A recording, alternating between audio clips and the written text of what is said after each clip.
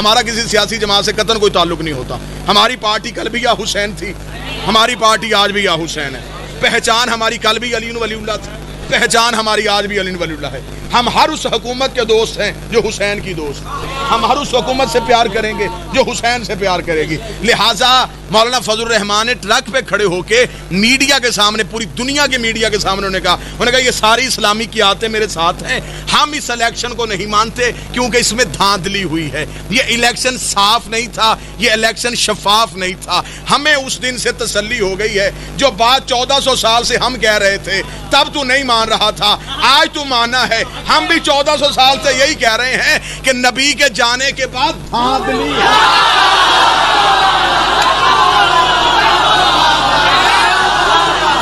جو بول سکتا ہے وہ بولے.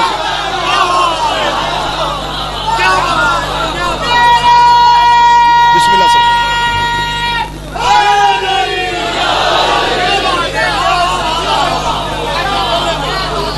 ہمارا مطالبہ بھی ہے,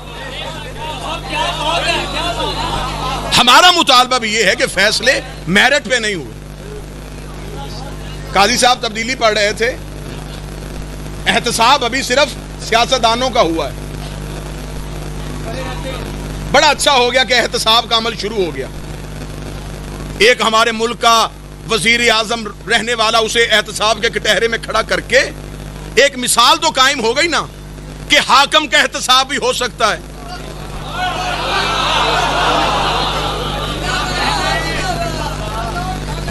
چلیں یہیں سے آگے بات کو لے کے چلتے ہیں. بندے کہتے ہیں یزید پہ لعنت نہ کریں. آپ امام حسین سے پیار کر سکتے ہیں, یزید پہ لعنت نہ کریں.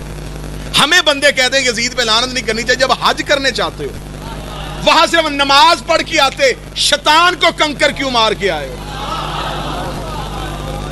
وہاں اللہ سے کہتے میرے اللہ صرف اپنی عبادت کروا, اسے پتھر کیوں مروا رہا؟ خدا نے کہا نہیں, پہلے اسے پتھر مارو تاکہ مجھے پتا چلے کہ تم میرے ہو بھی کہ نہیں. تبرہ پہلے کرو. اور وہاں پہ اللہ نے 3 مختلف حالتوں میں کھڑا کیا ہوا. میں بڑی ذمہ داری سے گفتگو کرنا چاہ رہا ہوں اور بڑی ذمہ دار دلیل دینا چاہ رہا ہوں. میری بات ٹوک کے داد دے کے جملے کا رخ کسی اور طرف نہ موڑ دیجئے گا. وہاں پہ شیطان 3 حالتوں میں کھڑا, ایسا ہی ہے. وہ ایک حالتیں اس کی 3 ہیں. 3 مختلف حالتیں کیوں؟ اس نے 3 حالتوں میں آ کے نبی کو گمراہ کرنا چاہا.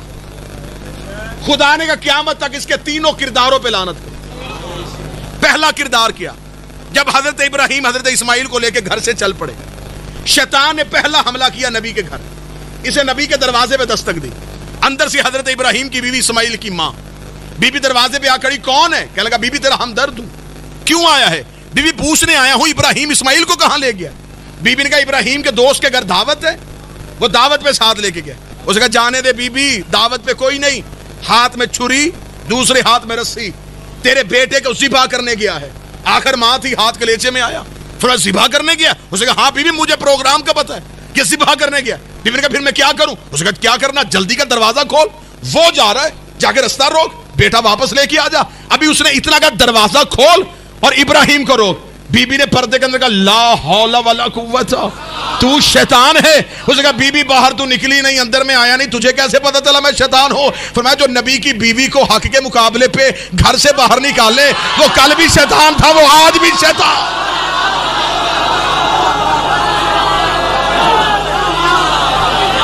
تو نبی کی بیوی کو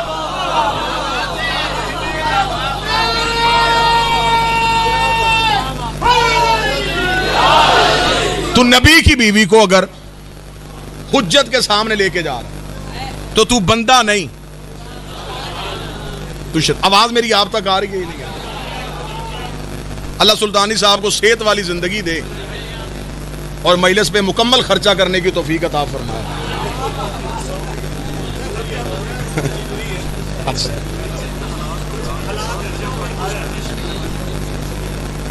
اچھا یہاں بھی پرمیشن مالک میرے عزاداری کے جتنے بھی حالات ہیں انہیں بہتر فرمائے. یہی ہمارا سب سے بڑا المیہ ہے کہ ہم اس ملک کے مالک ہو کے حسین کے لیے اجازت مانگتے ہیں. بادشاہ حسین یہ ساری پریشانیاں حل فرمائے اور جلد از جلد میرے وقت کے بادشاہ کا ظہور. مزہ تب آئے گا جب کعبے کے صحن میں حسین کا ماتم ہو رہا ہو. تو نے نبی کی بیوی کو, توجہ ہے میری بات کی جانب. پہلا کردار, اب جب حاجی پہلے شیطان کو کنکر مارتا ہے تو صرف شیطان کو نہیں لگتی, ہر اس کردار پہ لعنت ہوتی ہے جس نے بھی کسی بھی دور میں کسی بھی دوسرا حملہ کیا. جب حضرت ابراہیم حضرت اسماعیل کو لے کے جا رہے ہیں تو یہ حضرت ابراہیم کے پیچھے پیچھے حلیہ بدل کے, کیونکہ یہ روح بدل لیتا ہے, یہ روح بدل کیا ہے. ابراہیم نے پیچھے دیکھا, میرے پیچھے کوئی سایہ آ رہا ہے. حضرت ابراہیم نے پوچھا کون ہے؟ اس نے کہا ابراہیم پوچھنے آیا ہوں کہاں جا رہا ہے. فرمایا بیٹا ذبح کرنے. کیوں؟ خواب آیا ہے. اس کا جانے دے ابراہیم, خواب بھی حقیقت ہوتے ہیں, ہم بھی خواب دیکھتے ہیں. ہم نے تو آج تک بیٹا ذبح نہیں کیا, ہم نے بڑی دفعہ سپنا دیکھا, ہم نے تو کبھی آج تک اپنے بیٹے کی گردن پہ چھری رکھی.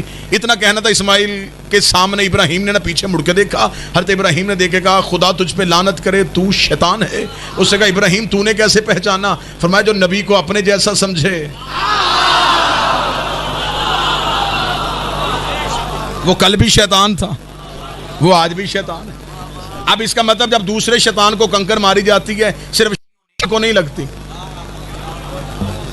ہر اس کردار پہ لعنت ہوتی جو نبی کو اپنے جیسا سمجھے. اسے تیسرا اور آخری حملہ کیا بچپن کے اسماعیل پہ. حضرت اسماعیل کے قریب آگے کہنے لگا اسماعیل کہاں جا رہا ہے؟ فرمایا جہاں بابا لے جائے. اسماعیل تجھے خبر ہے تیرا بابا کہاں لے کے جا رہا ہے؟ فرمایا کہاں لے کے جائے گا؟ تیرے بابے کے ہاتھ میں چھری ہے, تیری گردن پہ پھیرے گا. فرمایا جو بابا کرے میں راضی ہوں. اس نے کہا اسماعیل تیرے باپ کی ضعیفی میں ہر فیصلے ٹھیک نہیں ہوتے. معاذ اللہ ثم معاذ اللہ جو لفظ ہیں, اس نے کہا بڑھاپے کی وجہ سے ابراہیم مکمل طور پہ ذہنی طور پہ ٹھیک نہیں, لہذا تو واپس چلے جا. بچپن کے نبی کو جوانی والا جلال آیا. فرمایا لا حول ولا قوت. اس نے کہا تیری ماں نے پہچانا میں چپ رہا, تیرے باپ نے پہچانا میں چپ رہا, تو ابھی بچہ ہے, تجھے کیسے پتا چلا میں شیطان ہوں؟ اسماعیل نے جرت کے ساتھ کہا نبی بچپن میں بھی نبی ہوتا ہے, نبی چھوٹے ہوتے میں بھی نبی ہوتا ہے. اس نے کہا تجھے کیسے پتا چلا کہ میں شیطان ہوں؟ اس نے فرمایا جو نبی کے دماغ پہ شک کرے وہ بندہ نہیں ہوتا, شیطان ہوتا. تو نے نبی کے دماغ پہ شک کیا, تو شیطان. تین کردار اور تینوں پہ لعنت. حضرت ابراہیم حضرت اسماعیل کو لے کے چلے گئے. چھری حضرت ابراہیم نے اسماعیل کی گردن پہ رکھی. سارے آپ جانتے ہیں, بے شک نہ بولیں یہ آپ کی مرضی ہے. جو ہی چھری چلانے لگے, آنکھوں میں پٹی تھی, کیا ہوا؟ آسمان سے ایک دمبا آیا, گردن پہ چھری چلی دمبے کے, ذبح ہو گیا دمبا. ذبیح اللہ کسے کہا جاتا ہے؟ حضرت اسماعیل. اب میرا سوال ہے, جب حضرت اسماعیل ذبح ہوئے ہی نہیں, ذبیح اللہ کیسے؟ ذبیح اللہ تو دمبے کو ہونا چاہیے. ذبح دمبا ہوا, ذبیح اللہ اسماعیل کو کہا جاتا ہے. مولوی کہتے ہیں اصل میں آپ کو نہیں پتا, ذبیح اللہ حضرت اسماعیل کو اس لیے کہا جاتا ہے بے شک چھری چلی نہیں, ارادہ کر کے لیٹ تو گئے تھے, ارادہ کر کے لیٹ تو گئے تھے. رات کے اس پہر میں ایک بندہ بولے لیکن 70 کی قیمت دے, ایک اسماعیل سگے باپ کی چھری کے نیچے ارادہ کر کے لیٹ جائے, اسے ذبیح اللہ مانتے ہو؟ اور علی ساری رات ہجرت کے بستر پہ کافروں کی تلواروں کے نیچے سویا رہا, اسے ولی اللہ بھی کیوں نہیں مان سکتا؟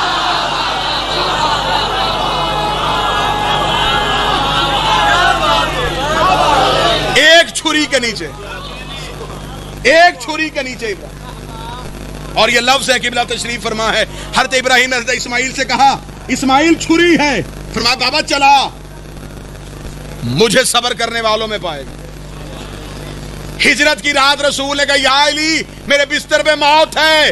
فرمایا جائیں, مجھے شکر کرنے والوں میں پائیں گے. وہاں صبر ہو رہا ہے, یہاں شکر ہو رہا ہے. صبر مصیبت پہ ہے,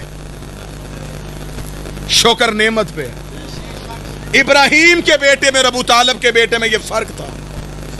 وہ موت کو مصیبت سمجھ کے صبر کر رہا تھا, یہ موت کو نعمت سمجھ کے شکر کر رہا. صبح کو مال کے اشتر نے پوچھا یا علی رات نیند آئی؟ فرمایا جتنے سکون سے علی آج رات سویا. علی زندگی میں کبھی نہیں سویا. یا علی نیند کیسی آ گئی؟ فرمایا نبی کہہ کے گئے تھے یا علی آج سو جا, صبح امانتیں واپس کر کے آ جانا. مجھے نبی کے کہنے پہ اتنا یقین تھا کہ ہر رات موت آ سکتی ہے، اس رات علی کو موت نہیں آ سکتی۔ چلے میں یہاں پہ اگر میرا کوئی اہل سنت بھائی بیٹھا ہے اس سے میں اگلا سوال کر دیتا ہوں، بستر رسول کا تھا، سلا کے کسے گئے؟ بولنے کو تو صحیح نام میرے ساتھ، مولا علی۔ مولا علی کو کیوں سلایا؟ تاریخ والے تو لکھتے ہیں کہ معاذ اللہ مولا علی کا قد مبارک چھوٹا تھا تو رسول کو چاہیے تھا کسی دراز قد بندے کو سلا دیتے۔ مولوی کہتے ہیں اصل میں مجبوری یہ تھی کہ نبی کے جسم سے نور نکلتا تھا، آج بندہ وہ چاہیے تھا جو سوئے اور نور نکلے۔ چلے اگر مجبوری نور ہی کی تھی تو پھر نبی کو چاہیے تھا کہ جبریل کو سلا دیتے، بھئی جبریل بھی تو نور ہے، جسم سے نور نکلے گا، چھری چلائیں گے بھی تو نہیں چلے گی۔ درود سارے حضرات مل کے بلند آواز سے۔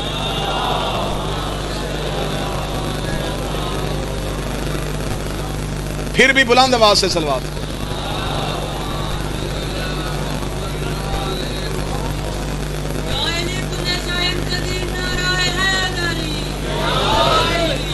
بسم اللہ مشہور بابا جی کریے مزاج ٹھیک ہے سرکار۔ بسم اللہ۔ مخدوم الملت جناب بابا پیر سید زرگام عباس شاہ صاحب یکم ذی الحج کو مقدر کے ساتھ لاہور والوں کے سامنے آج پڑھیں گے۔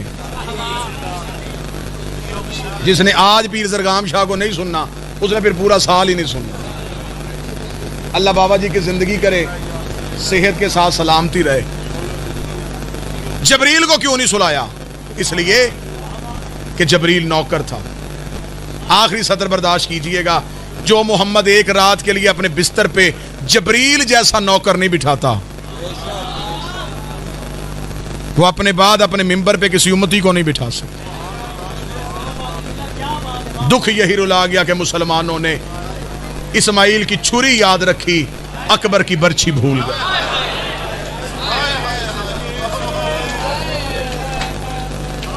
بیٹا واپس آیا، کل بھائی ماں نے پوچھا اسماعیل کیا بنا؟ فرمایا اماں بابے کی آنکھوں میں پٹی تھی، میرے پاؤں میں رسی تھی، اماں بابے نے چھری رکھ دی تھی، اللہ نے مہربانی کی، آسمان سے جانور اتارا، قربانی قبول کر لی۔ تڑپی اسماعیل کی ماں، رو کے کہتی اسماعیل ذرا اپنے بٹن کھول، مجھے صرف اتنا بتا چھری رکھی کہاں تھی۔ اسماعیل نے جگہ دکھائی، 7 بوسے لیے بی بی ہاجرہ نے، تڑپ کے کہتی اسماعیل ساری زندگی ماں کو یہی درد رلائے گا اگر چھری چل جاتی۔ زمانے کو پتہ ہی نہیں چلا کربلا والی ماؤں میں اور نبیوں کی ماؤں میں فرق کتنا ہے۔ نبی کی بیوی اور نبی کی ماں کہہ رہی چھری چل جاتی تو کیا ہوتا۔ شب عاشور حسین خیموں کے پیچھے تھے، ایک خیمے کے سامنے سے گزرے تو خیمے سے آواز آئی اکبر تجھے 18 سال برکوں میں پالا۔ اکبر کوشش کرنا کل سب سے پہلے تیری لاش خیمے میں آئے۔ حسین حسبی اللہ کہہ کے اگلے خیمے کے قریب گئے، اگلے خیمے سے ایک ماں کی آواز آ رہی تھی، اونو محمد تم اکبر کا صدقہ ہو، سب سے پہلے میدان میں تم نے جانا ہے۔ اگلے خیمے کی پشت پہ حسین کا گھوڑا پہنچا، خیمے کے اندر سے بچے کی آواز نہیں آ رہی، صرف ماں کی آواز آ رہی تھی۔ ماں رو کے کہہ رہی تھی کاش اصغر تو جوان ہوتا، میں تجھے علی کی تلوار دے کے میدان میں بھیجتی، اصغر مجھے شرمندہ نہ کروانا۔ حسین اگلے خیمے کے قریب گئے تو اب حسین پوری کربلا بھول گئے۔ جب اگلے خیمے سے مسلح پہ صرف ایک مستور بیٹھی تھی، رو کے کہہ رہی تھی میرے اللہ میری جیسی گزرنی گزر گئی، میں دعا کرتی ہوں کسی کی بیٹی بے اولاد نہ ہو، میرے اللہ میری اولاد ہوتی میں حسین کا صدقہ کرتی۔ حسین نے خیمے کا پردہ اٹھایا، بی بی کلثوم کے گلے میں باہیں ڈالی، رو کے کہا تجھے کس نے کہا تیری اولاد کوئی نہیں، حسین کل تیرا بیٹا بن کے جائے گا۔ جس شہزادی کی دہلیز پہ آج بیٹھے ہو، ذی الحج کو بھی کوئی یہاں بیٹھ کے بتائے گا کہ اس بی بی کا درد کیا ہے۔ اللہ محنت قبول کر करे अल्लाह बेटी के नसीब हो, बेटों का मुस्तकबिल हो। ये वो शहजादी है जिसने करबला में बेटी की लाश भी देखी है। बिस्मिल्लाह। सुल्तानी साहब ने जुमला कहा, सबसे पहले उजड़ी और आज तक उजड़ी है, ना भाइयों के करीब ना मां के करीब। ये जो बर्रे सगीर की अज़ादारी है, इससे सैयदों को प्यार ही बहुत है। जब भी इस हरम में आओ तकद्दुस के साथ आया करो, एहतराम के साथ आया करो। मर्द कोशिश करो अपनी एक हद मुअय्यन करो, उसी हद पे शहजादी का सजदा करके वापस चले जाओ। जितनी देर मस्तूरात बीबी की जर्री पे रहो, हिजाब के साथ रहो। ऐसे ना हो तेरे सर से थोड़ी सी चादर उतरे, रुकैया को जर्री में शाम का बाजार याद आ जाए। भाई की मेहनत की कबूलियत के लिए शहीद विलायत अल्लामा नासिर अब्बास के दर्जात की बुलंदी हो, मेरे भाई हामिद सुल्तानी के वालिद के दर्जात की बुलंदी हो।